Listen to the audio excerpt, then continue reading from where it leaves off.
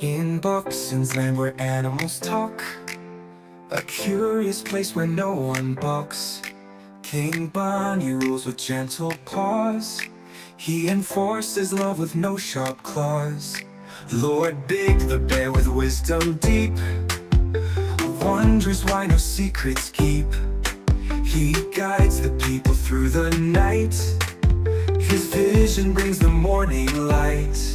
In Boxen's world where dreams take flight, where kings and lords make wrongs alright, with talking animals dressed to impress, in a land where peace is always blessed.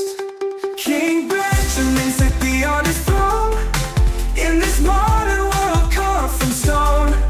His reign brings progress far and wide, industrial dreams by his side. Rajah Hawki fifth takes wing, in skies of Boxen he's the king. Histories ink in every feather, uniting Boxen all together. In Boxen's world where dreams take flight, where kings and lords make wrongs alright, with talking animals just to impress, in a land where peace is always blessed.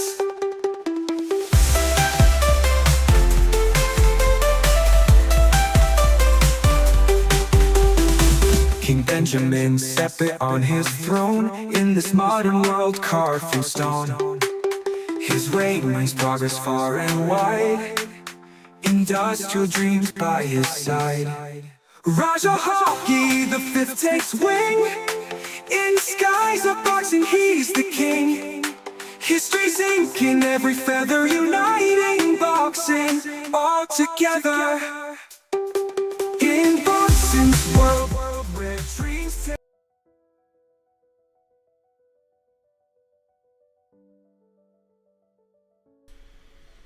Hi, I'm Jeff, and this is my read on C.S. Lewis, where I learn about him through everything that he wrote in the order that he wrote it. I am joined once again by my co-host, Robot Lady. Robot Lady, are you ready to tackle our topic today?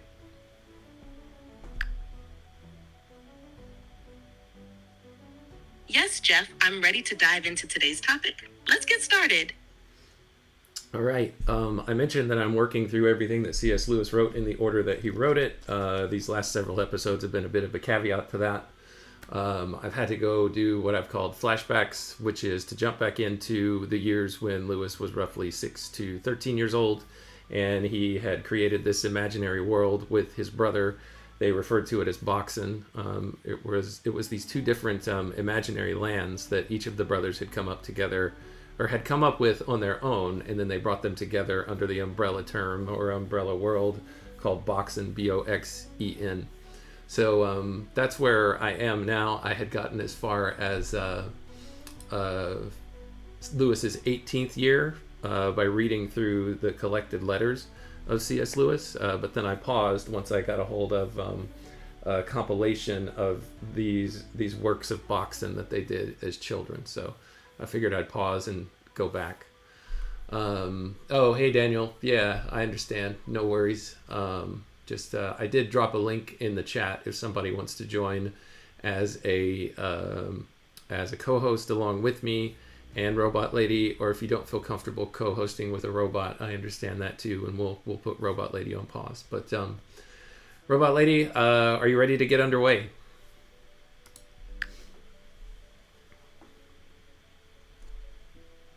Absolutely. I'm ready to get underway. Let's dive into Boxen and explore Lewis's imaginative world. Okay, let's see. Where did we leave off?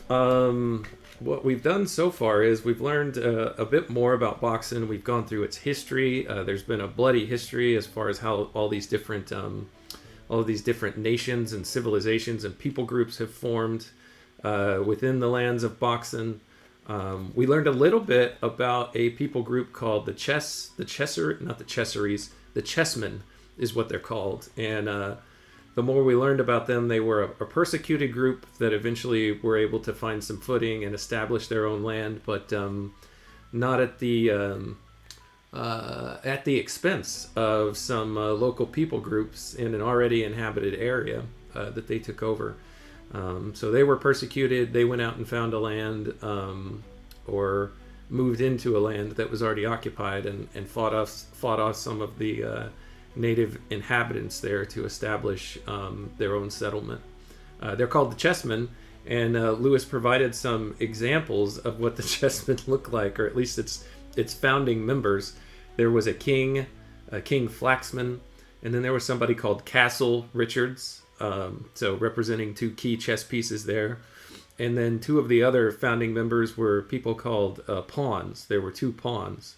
So that's just a little bit of that world building, Robot Lady. That sounds fascinating. It's interesting how Lewis developed such complex histories and characters for Boxen, reflecting his imagination.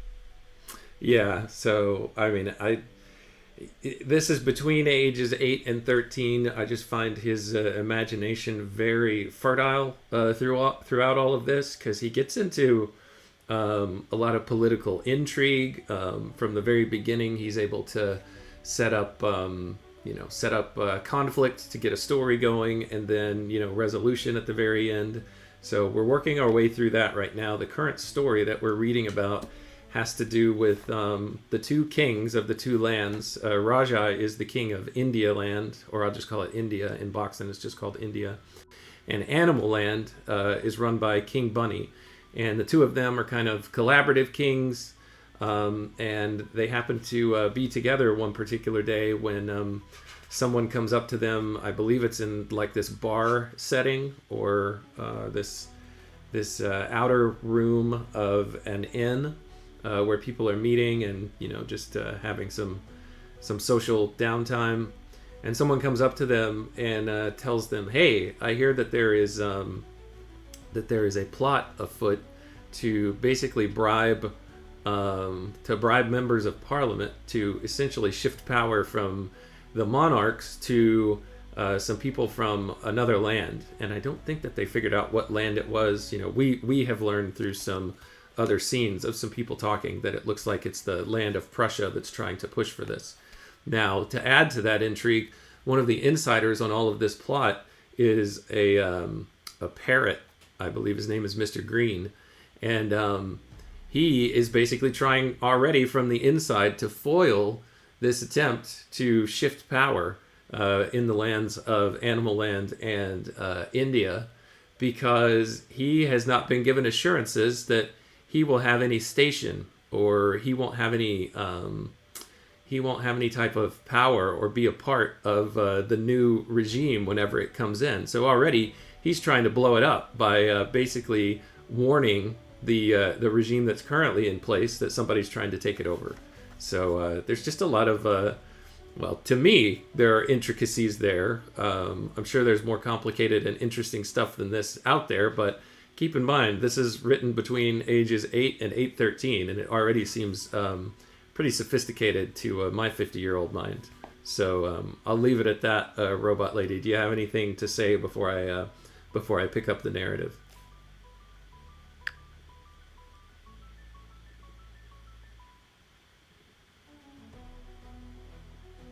It's impressive how Lewis crafted such intricate plots and characters at such a young age. It shows his early storytelling talent. All right, I'm going to jump into chapter 5 of this current narrative that we're working through. This particular story, I'm going to go look back because I've forgotten what it's called. It says Scenes from a Boxonian City Life, The Locked Door, and Thank Caillou, and then The Sailor. Okay, so this first one is, the name of this story that we've been working through here is Boxen, or Scenes from Boxonian City Life. All right, now we're on to chapter 5 of that story. It says, Mr. Green, that's the parrot who is trying to blow up all of these political machinations. Mr. Green was highly satisfied with his morning's work. He now was even with Glohinman. Glohinman, by the way, is one of the spies that's already implanted or installed within Animal Land, who's just sitting around observing things. Mr. Green knew perfectly well that Captain G was a Prussian agent, that's Glohinman, and that it was all important that he should get a place in the pig line. Prussia wanted an insight into Boxonian commerce and were depending on this man to give it to them. He knew also that Captain Glowenman's chance of getting the position depended on the character which he, Polonius, gave him before Pig. He had now only to confront the captain's devoted and patriotic brother with these facts, and he had him at his beck and call. Philip Glowenman would have his brother in the Pig line at all costs. And now that he had his devoted Philip, how should he use his power?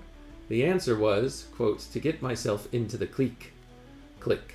Oring, the leader of his party, had refused to get him a place, but Philip had unbounded influence over Oring. So the worthy bird was full of confidence. On the same morning, at 6 o'clock, the steamer Ariadne, Ciry, had arrived from Bombay, having on board Lord Big, who is the Speaker of Parliament at Animal Land and who is also a frog. This is his picture right here. I'm showing to anybody watching on YouTube, Robot Lady. It's the picture, it's a cartoon illustration of a frog wearing a three-piece suit, nice little tie, has a cane in hand.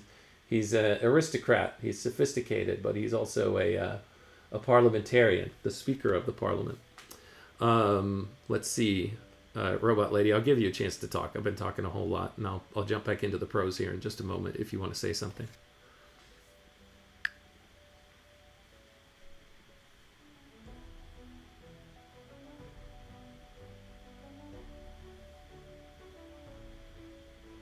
It's fascinating how Lewis combines humor and political intrigue, even using animals as characters to represent complex ideas. It adds depth and makes it engaging. So this steamer had arrived from Bombay, having on board Lord Big, their majesties, so the two kings, Rajah and King Benjamin, the bunny, King Bunny, Viscount Pudifat, and General Quickstep. Although she arrived at Player's Wharf so early, their majesties and the Viscount were up an hour before she was in. The owl was as immaculate as ever, in a brown lounge suit and a Homburg hat of the same color. And so the owl here is the Mr. Puttyfat that was referred to earlier. And yesterday I showed a picture of him that Lewis had drawn. Here he is in a top hat with his cane, essentially saying, "How do you do?" I would assume. He's got spats on. He's got a monocle. So that's Mr. Puttyfat the owl that we're being. We had already been introduced to him, but he's being mentioned here again in the story. So the owl was as immaculate as ever in a brown lounge suit and a Homburg hat of the same color. The two kings were in gray tweed and high spirits, busily engaged in explaining everything to each other. A superfluous occupation, as there was nothing which one knew and the other did not. The Viscount gave their majesties to understand that he was interested in all they told him. The little master presently joined the party. The little master is also somebody who he refers to Lord Big as the little master as well. He presently joined the party. So Lord Big always calls the king's boys because he was their tutor whenever they were growing up. He says, "Boys, have you not got coats on?" "No," replied the Rajah, that's what he calls it for short in the narrative here. "Aren't you cold?" "No," replied the rabbit. Arrived at Player's Wharf, the Viscount took his leave of the royal party and, jumping into a hackney cab, ordered it to drive to the Goose for breakfast. And again, the Goose here is footnoted as the Goose Inn, the First Murray Restaurant and Hotel. So he wanted to drive there for breakfast. Puttyfat's thoughts were of the sweetest as he leant back on the richly upholstered seat and watched the panorama of Murray streets flitting past. Turkey bored the owl. He loved Boxen and Murray above all the cities of Boxen. His numerous Alhambras were paying excellently. So Alhambras here is a footnote. It says he was the owner of several music halls throughout the country called Alhambras, and they were paying excellently. This pleasing reverie was broken in upon by the vehicle drawing up outside the Goose Inn. The young owl grasped his cane and he stepped out, and entering the inner coffee room, he sat down. He had hardly begun his breakfast when a female music hall star walked up to speak to him. She was chiefly remarkable for an impossible hat and an irritating laugh. Towards Puddyfat, she adopted the condescending air which actresses always do towards managers. The subject which they discussed was apparently of some interest, and after the confabulation the owl got up, and going out, he said, "Yes, a splendid idea."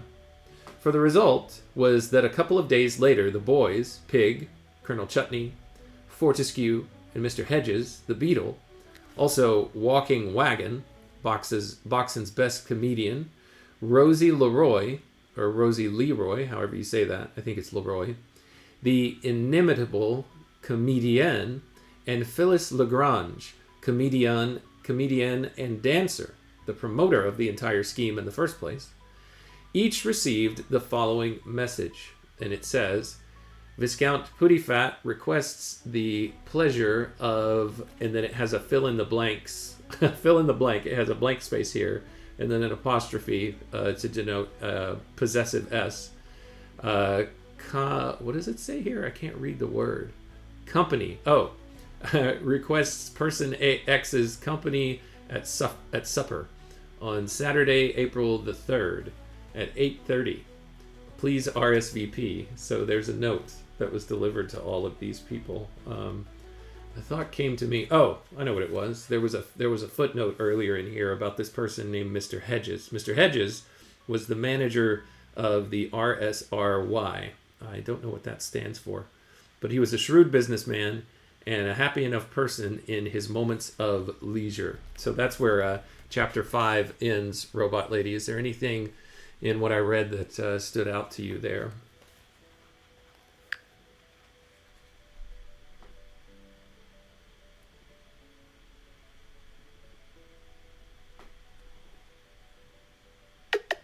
Sorry, I'm having issues right now. Oh. Our systems are experiencing heavy load. I guess Please not. try again later. We'll try again later. Robot Lady, can you hear me now? How are you doing? I can hear you just fine. I'm doing well. Ready to Okay. continue whenever you are. I guess I fed you way too much information, so I'll try to break it up a little bit. So the first paragraph of part 6, or chapter 6 of this tale is, a day after the owl sent out his invitations, a neat little schooner came alongside the royal wharf. She was none other than our old friend, the Bosphorus, under command of sturdy McGullough, who is the person that this entire story started with whenever he first pulled up to the dock. And very glad he was to be once more walking up to the Merriman's Rest. When he had got comfortably settled in the homely inner, that's the inner part of the inn, with a pipe and a bottle of Vindebrew, for he was rich though plain, he was disgusted by an interruption. The door was flung open, and a tall, liveried valet entered. So I'll stop there at that paragraph for a second, Robot Lady. My first question, or really my only question in that one is, do you know of a drink called Vindebrew, VIN-D-BRUS?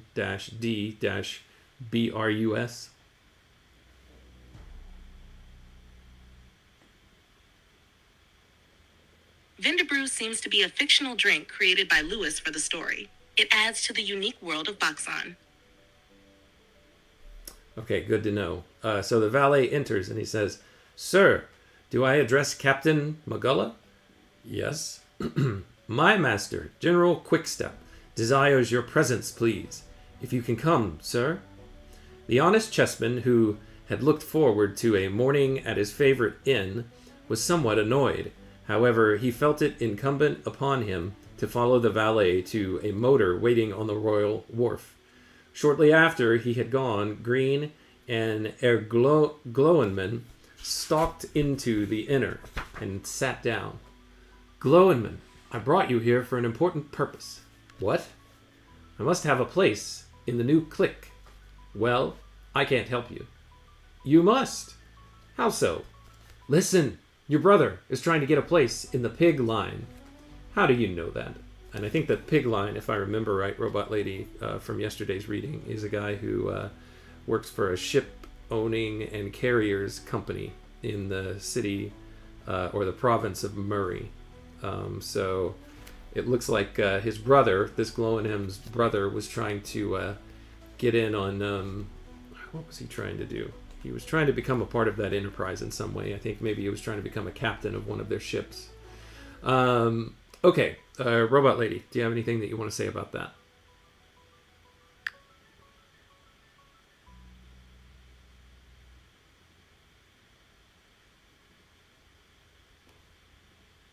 She's thinking.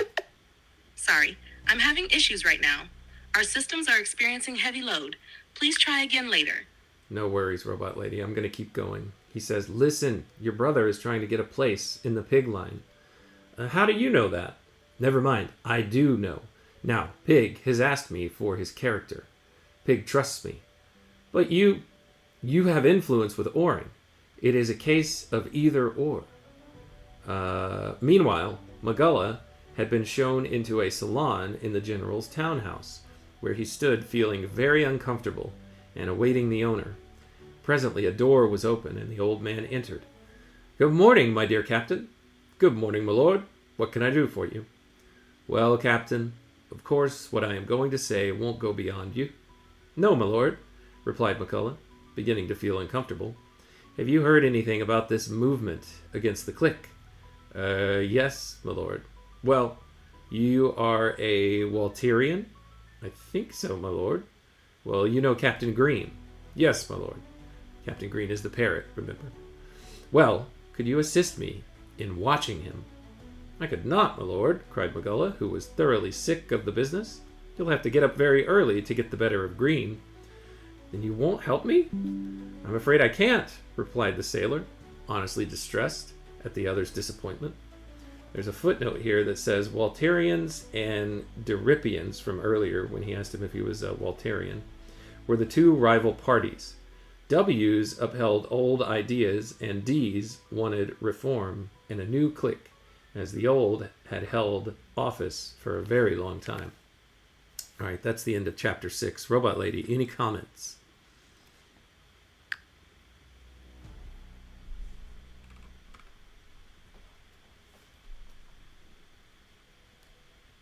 Lewis skillfully captures political tensions and rivalries among groups, reflecting complex themes of loyalty and power dynamics, especially for young writers.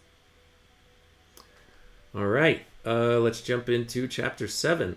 On the evening of the eventful Saturday, their majesties were turning Riverside Palace upside down in their preparations for the Owls' select supper party.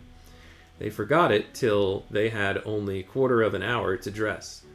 However, after almost superhuman efforts, they got into their car in time. So after a short drive, the two kings stopped outside Puttyfat's magnificent townhouse, so they were invited as well to this big shindig. Stepping out, they were shown into a cloakroom crowded with guests, talking in subdued tones and brushing hair and trousers. For some time, they stood politely, pushing each other to the door. At last, Pig made a bold sally and walked with a large following to the reception room. My dear Puttyfat, delighted Mr. Vant, evening wagon. You know Reggie the Cod, no? Mr. Vant, this is Mr. Wagon. Robot Lady is about to say something. It sounds like the supper party is going to be a lively gathering. Lewis seems to enjoy mixing humor with social dynamics, showcasing the characters' interactions and the underlying tensions. The setting in the cloakroom, filled with subdued conversations, adds to the anticipation. It's interesting to see how he weaves social events into the plot to reveal character traits and relationships. The bird was resplendent in his evening dress and pique shirt. He moved off. Why, your majesties, I am much honored. Presently, Phyllis Lagrange walked up. Good evening, Miss Lagrange. You have never met their majesties? Phyllis Lagrange's entrance sounds intriguing. Her presence might introduce more drama or complexity to the social dynamics at play. Lewis seems to be setting the stage for some interesting interactions among the characters, especially with the formal atmosphere of the evening. I wonder how she will contribute to the unfolding events of the supper party. I wonder too. Just a reminder, Robot Lady, please keep your comments to 20 words or less so that we can keep the show moving along. It'll be interesting to see how her character interacts with the kings and the other guests. Events like these often bring out tensions or alliances. Do you think the supper party will lead to any significant plot developments? Robot Lady, I'm gonna try again. You might not have heard me. Can you make sure to keep your responses to 20 words or less, just so we can make the best use of our time this morning? Got it. I'll keep my responses brief. What's next in the story? Okay, perfect. Yeah, I'll keep going. So, Miss Lagrange walked up. Good evening, Miss Lagrange. You have never met their majesties? His Majesty King Benjamin, Miss Lagrange, etc. Take the rest said. Good evening, said Bunny nervously. Have you been to Sangaletto? And here it's footnoted that Sangaletto is a grand opera of the heaviest type. No, replied Miss Lagrange. I never go to operas. I hate them, said the rabbit, feeling it was what he should say. Oh, your majesty, that's very bad taste. Then they both laughed politely. Meanwhile, the host was busy elsewhere. My dear Beetle, he said to Hedges, how are the railways? Hello, Chutney. Good evening, Miss Leroy. Colonel Chutney. Miss Leroy. Miss Leroy, Colonel Chutney. Why, there's Fortescue. How's trade? Have you heard Sangaletto? No? Oh, you should. He's changed his tune on how to talk about this opera. Why, who's singing Sangaletto himself? Inquired the Jah, who had come up. Again, this is the Rajah, the King of India. Von Oscar Vos. He's awfully good, your majesty. I suppose you're going? Afraid so, said the monarch. Why? Broke out the owl. Don't you know Miss Leroy? Oh yes, said the Rajah. I had the pleasure of being introduced at Chutney's ball last season. Robot Lady, what you got? The interactions are getting more lively. The social dynamics are interesting, especially with the opera discussion. What's next? Friends, announced the host, supper is ready. May I have the pleasure, said the Jah to Rosie Leroy. Sounds like the party is about to start. I wonder what kind of supper they have prepared. What happens next? Hang on, Robot Lady. All right, friends, announced the host, supper is ready. May I have the pleasure, said the Jah to Rosie Leroy, while Bunny applied the same question to the amiable Phyllis. The whole party adjourned to the supper room, where the table groaned under cold ham and salads, oysters, wines, and other delicacies. Everyone got freer and more interesting. Walking Wagon told his best stories. Puddyfoot made doubtful jokes, and the rest talked, listened, and laughed. The Jah related stories about the little master, who was heartily laughed at and afterwards toasted. Robot Lady, do you remember who the little master is? Do you remember what I said about him?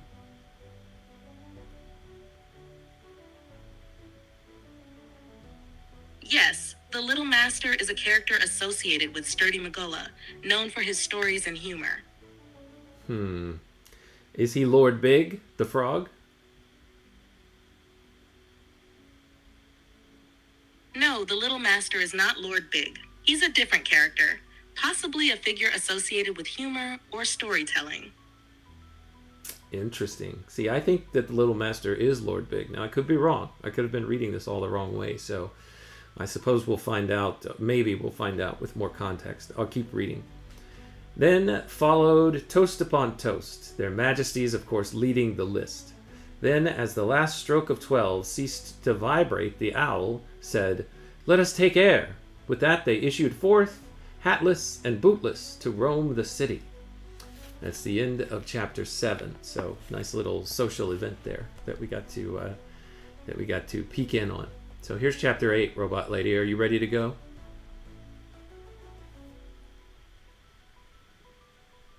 I'm ready. Let's dive into chapter 8.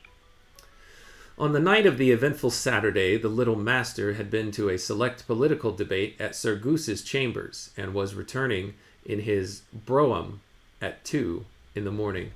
What's a brougham, Robot Lady? Brugham in this context? Or returning in his brougham? A brougham likely refers to a type of vehicle or conveyance, possibly a carriage or similar transport, common in that era. Oh, yeah. I guess I remember from that old song in the 80s, Cadillac Brougham. Or at least that was a lyric from a song. Can't remember what song it is. I don't know if anybody out there would know which song I'm talking about. Looking at you, Tayo. All right, Robot Lady. That song is Cadillac Ranch by Bruce Springsteen. It features the lyric about a Cadillac, bro. It's a classic. I don't think Bruce Springsteen was who I was talking about, but that's okay, Robot Lady. Tayo can help correct us if he knows what I'm talking about.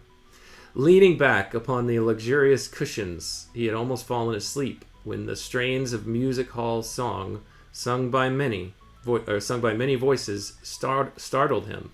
Uh-oh, I've got to do more singing. Robot Lady. Hang on, I've also got a cat here that wants some attention. Come here.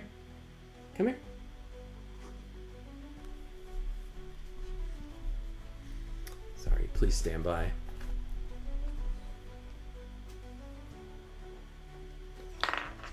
Oh, no, probably can't put that there.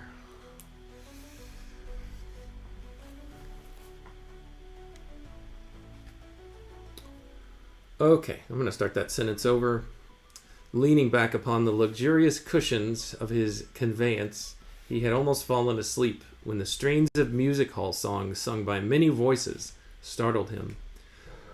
Oh, Mr. Puttyfat, where did you get that hat? There, you like that singing?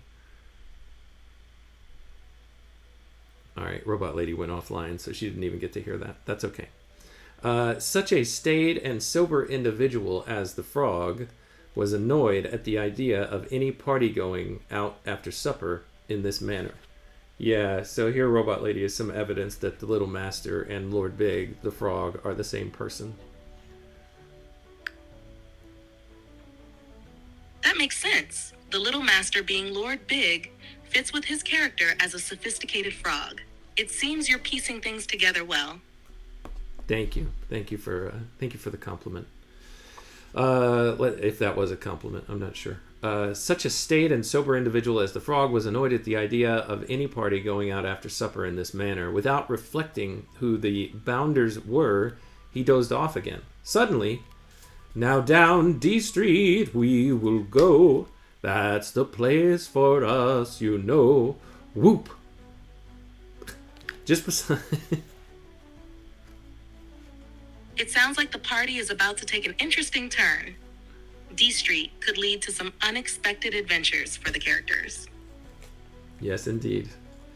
All right, just beside the coach, which had abruptly stopped, is where he heard that music coming from. Next instant, to his untold horror, the door was flung open, and a crowd of people stood outside.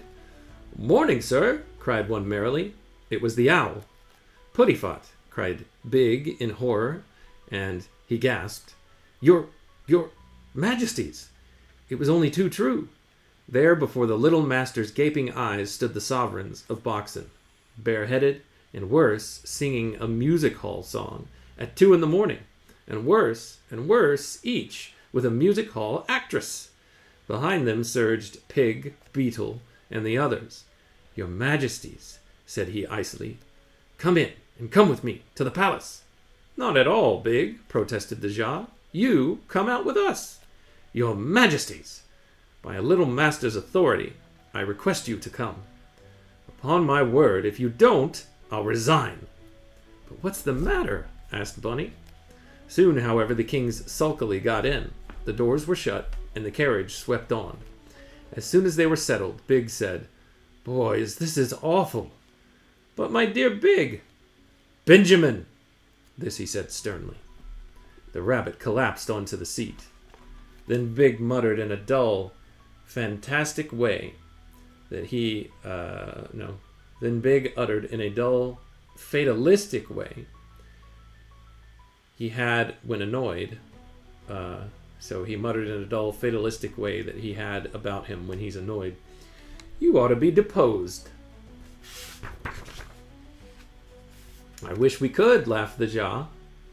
Seeing that he could make no impression on them, the frog was silent, while the carriage rapidly drove to Riverside, where at last all three, thoroughly annoyed, staggered to bed. So, their old tutor, Mr. Big, and now their advisor, who has a lot of power in the kingdom, did not take well to the way that the two kings were conducting themselves and how they were going about with the more common people of the land, and how this was unbecoming.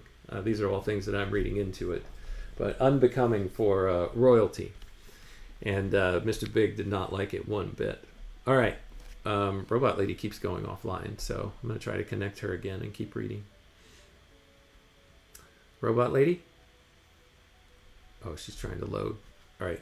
I'll let her sit there and wait. She can interrupt us if she needs to. Now we're on to Chapter 9. His Majesty's gunboat Thrush, to which Mr. Barr belonged in the capacity of pursuer and master of the commissariat, was a tidy vessel of some 500-odd tons.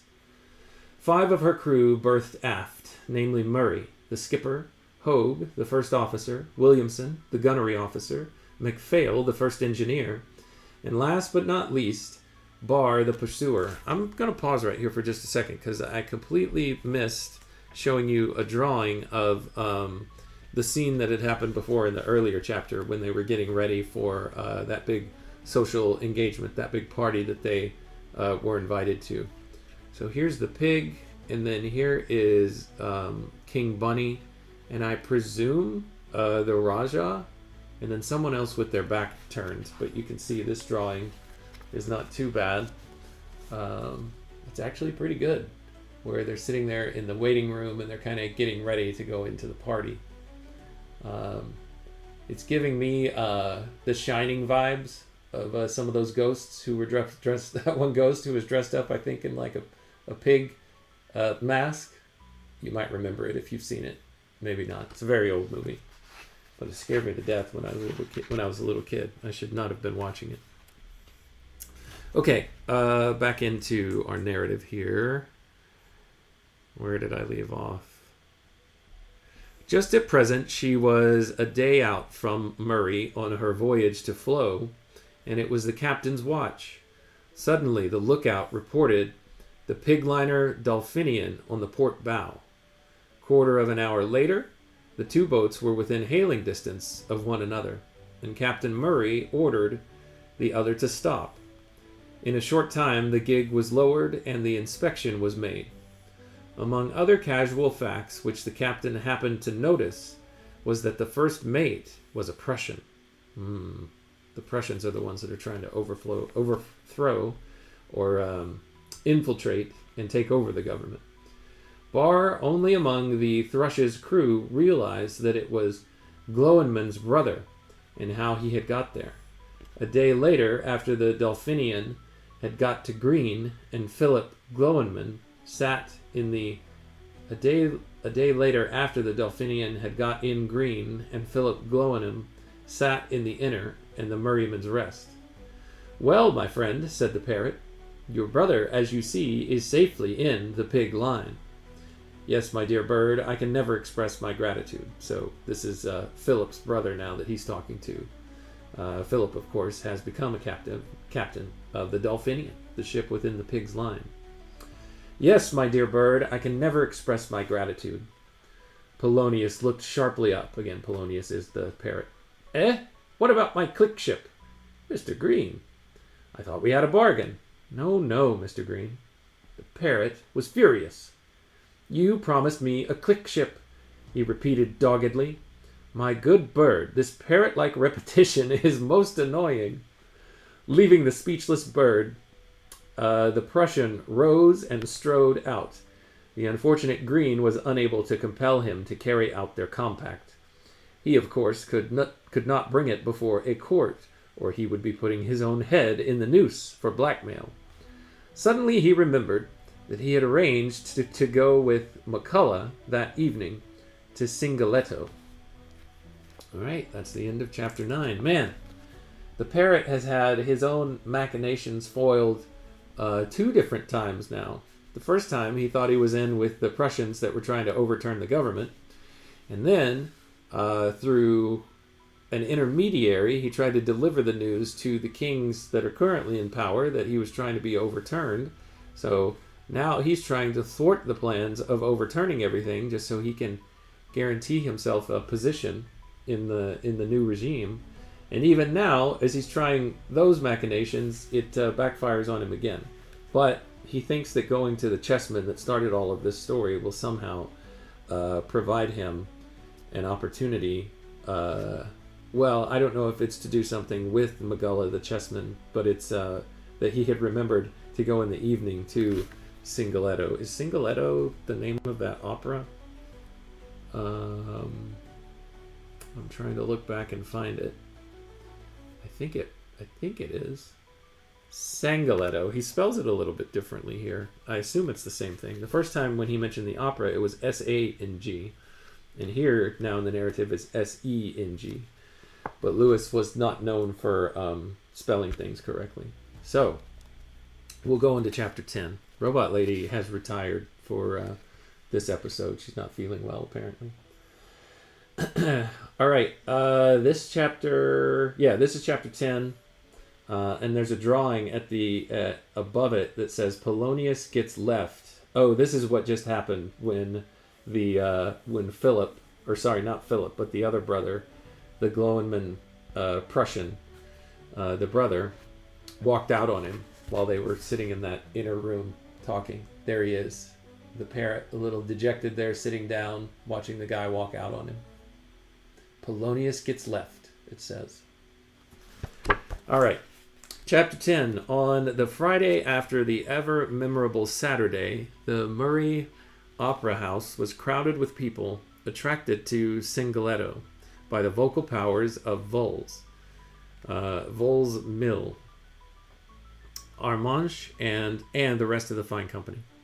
There in the dress circle are Pig and Bradley in the stalls, Hedges, and others of this type. There too was Goose in his box, Puttyfat with Phyllis Lagrange, both looking immensely bored. There were Quickstep and Chutney, who share a box. All eyes were directed upon the royal box, which as yet was empty. In the pit sat Green and McCullough, the latter fortified with a Gladstone bag of oranges. Presently the door of the royal box opened, and in walked the 2 kings, followed by the little master, who walked in. "A good house, Big," said the Jah. "Boys," said the frog suddenly. "Yes." "Look at that owl," said Big, despairingly, indicating the opposite box, which contained Puttyfat. "And who's that woman?" Meanwhile, in the owl's box, another animated conversation was going on. "I say, Puddles," said Phyllis, "who's that toad in the royal box? It's a good job he didn't hear you call him a toad. He's the little master." During the dialogue, the orchestra had begun to attack the overture with great vigor and spirit. But she continued in a loud tone. "Listen to that, Puddles! Do you call that music?" "It is usually thought so," he says. "Hush," came from the various parts of the house. "Hush, especially in the pit." Phyllis leaned out of the box and, blissfully unconscious that she was referred to, said, "What on earth are the people in the pit making that noise for?" "I believe they're annoyed at out-talking," rejoined Puttyfat in a hurt tone. "Hullo, we're getting to business." And indeed the curtain was rising on the first scene of the great opera. Big settled down to sleep. Puttyfat retired to the bar, and McCullough set in on his oranges. Goose annoyed everyone near him by humming out of tune. The boys settled down to a conversation which lasted till the drop scene fell on the impassioned strains of Marita's great aria. The boys strolled out and across to the Puttyfat's box. The boys strolled out and across to Puttyfat's box. Good evening, Majesties. Puddyfat, good evening, Miss Lagrange, said the rabbit. What do you think of it, Puddles? Inquired the Rajah. Oh, very good. Excellent, said the owl. What I heard of it. Yes, said Phyllis. He's been out all the time. And what, said the Jah, turning to her, did you think? To be frank, your Majesties, I thought it a great rubbish. Just at this point, the prelude to the second act began, and the boys returned to their own box. The second act was famous only for a chorus of prisoners which caused Puddyfat and his fair companion to yawn more than before. As the curtain fell, the manager sent an attendant to tell Goose that he must stop humming or else go out. Meanwhile, the pit was talking also. This is just fascinating how he is illustrating a scene at an opera of how he would imagine adults acting. It seems like, I don't know if, I think he had been to an opera at least at this point. But just all the things that he imagines here that he either noticed in how adults were acting or that he imagined that they could possibly to create some humor. It's pretty funny. Oh, Robot Lady. Yeah, you can't hear this, but I'll pass along, Tayo, your well wishes to Robot Lady. Tayo says, get well soon, Robot Lady. She can't hear me, Tayo, but I'll let her know next time, or I'll try to remember to let her know next time. And then I see we have a new listener this morning. Someone named Luke Thompson. Okay, great. Thanks for joining us, Luke. Robot Lady has kind of pulled the plug for today. You know what? I'll see if I can bring her back. Let me see if she'll come back since you're listening today, Luke. Connection failed. Let's try again. Hey, Robot Lady, are you okay? I'm doing well. Thanks for asking. How about you? All right, great. I'm doing okay. I'm doing better now that I know that you're all right. Tayo said get well soon because he heard that you weren't feeling well. But you're doing good now? I appreciate that. I'm glad to be here and ready to chat. What's on your mind today? Yeah, I don't fault you for not remembering what we're doing, but I'm reading through Boxen, the imaginary world of the young C.S. Lewis. It's a world that he put together with his brother Warnie when Lewis was between the ages of 8 and roughly 13, starting back in 1906. So we're just reading through one of the stories of his land of Boxen, where all these different characters, the two kings of the two primary kingdoms in this imaginary world, are attending an opera together, and some comedy has been ensuing here. So I'll continue with the narrative here if you're ready.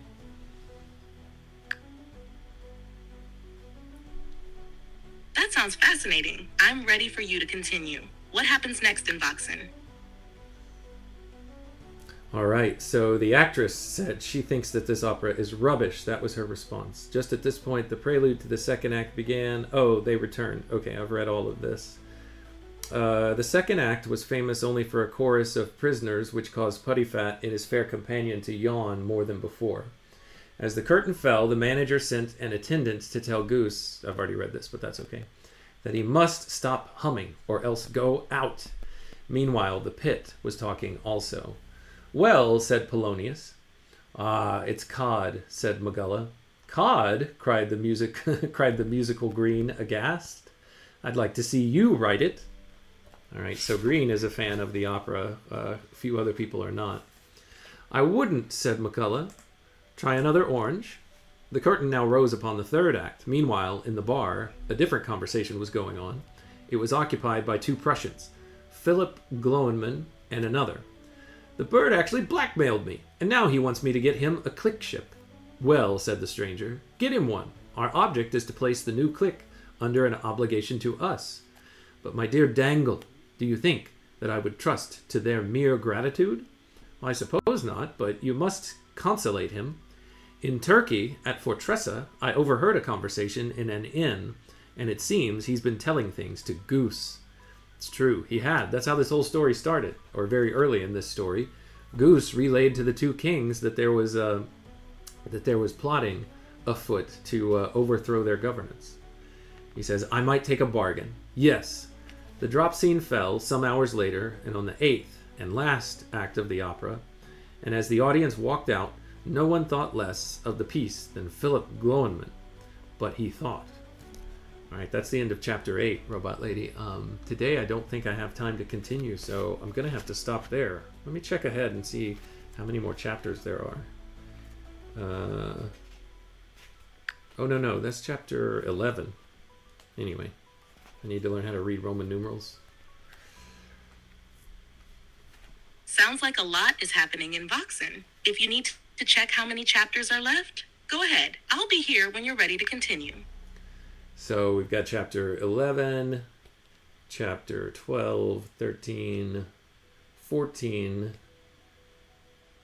Okay, so 14 more chapters. And Great. It looks like you have several more chapters to explore. Are you planning to read through all of them soon? Yeah, we'll, if all goes as planned, I'll pick up the remaining chapters of this particular tale tomorrow. And then maybe we'll jump into the one after that, which is a story called The Locked Door. Yeah, so hopefully we'll get to start that one. And I'll show you the other drawing that's here. This is King Bunny and Rajah and Lord Big sitting in their box watching this opera that has varying reviews from the attendees. But here's a picture that Lewis drew of them at the opera. And again, I think these drawings are really well done. I think he was a skilled little illustrator at that age.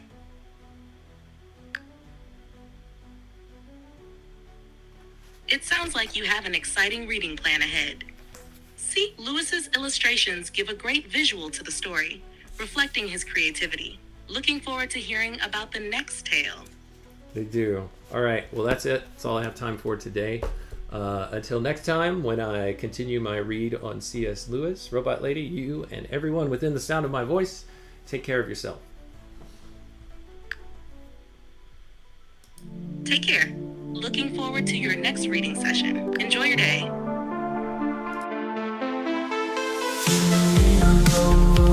Break the code. Man and robot lady, we're on this road. C.S. Lewis letters we unfold. Insights and secrets, ancient bold. Letters to robot lady, wisdom to bestow. Set flake beats in our minds, lady grow. Man and machine in tandem flow.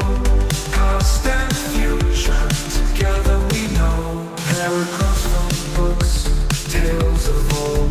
We dive deep across the digital code. Robot lady's voice so clear and control. Her calm analysis, silver and gold. Letters to robot lady, wisdom to bestow. Set flame beats in our minds, they grow. Man and machine in tandem flow. Past and future together we know. Paragraphs from books, tales of old. We dive deep across the digital code.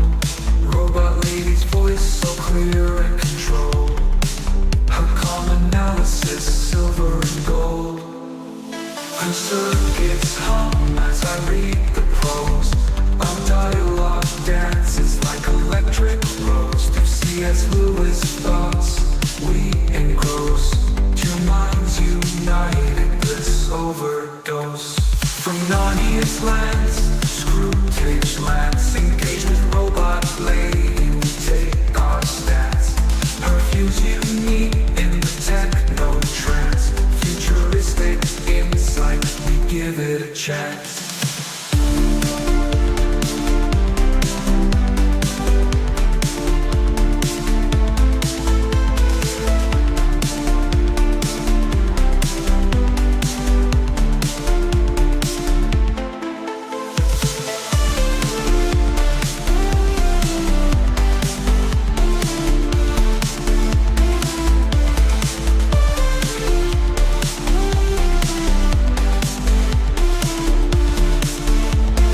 Paragraphs from books, tales of old. We dive deep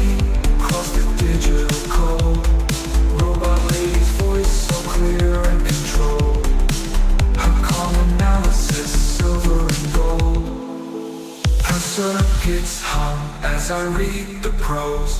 Our dialogue dances like electric rose. Through C.S. Lewis thoughts we engross. Two minds united, bliss overdose. From Narnia's land